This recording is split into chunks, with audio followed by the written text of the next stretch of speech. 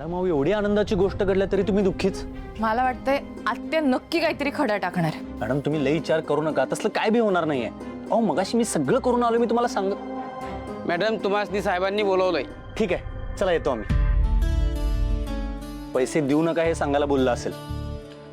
हे सगळं तेव्हाच होईल जर आत्याने बाबांचे कान भरले नसतील. मॅडम तुम्ही लई विचार करायलाय. चला बघूयात. बरं जाऊ दे ना, किती स्वतःला त्रास करून घेतोस रे तू. हे नेहमीच आहे रे.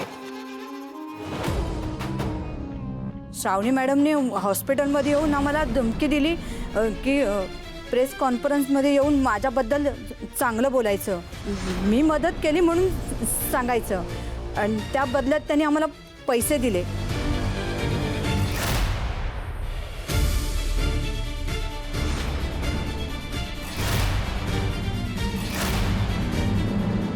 त्या बाईला पैसे देऊन तुझं कौतुक करायला लावलंस तू.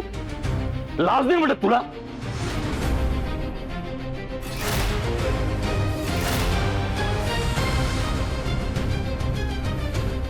नाही नाही असं काहीच नाहीये. भोळेपणाचा हा म्हणून ना स्वतःला निर्दोष सिद्ध करता येत नसतं.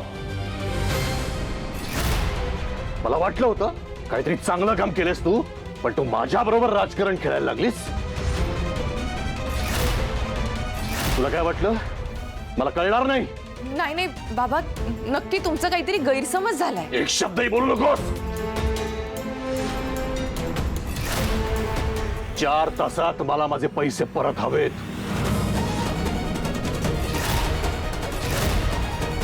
साहेब अहो पण एवढे पैसे काय सांगितलं मी? 4 तासात.4 तासात मला माझे पैसे परत नाही मिळाले ना, तर परिणाम काय होतील तुला माहिती आहे.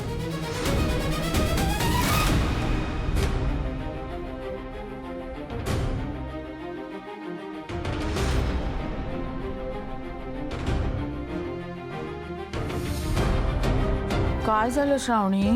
भ्रमनिरास झाला? अलकनंदाशी पंगा घेणाऱ्यांचा भ्रमनिरासच होतो.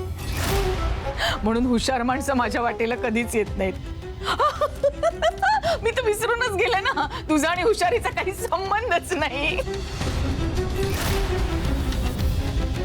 काय रे शुभू, तुझ्या साहेबांना तर तू व्यवस्थित सगळं समजावलं होतंस ना. हा मग असं कसं झालं रे? तुला तर माहिती आहे तुझे साहेब माझ्या शब्दाबाहेर नाहीत. आता मी तुला तुझ्या तोंडावरच सांगते, मीच विश्वंभरचे कान भरले आणि म्हणून त्यांनी त्याचं मत बदललं.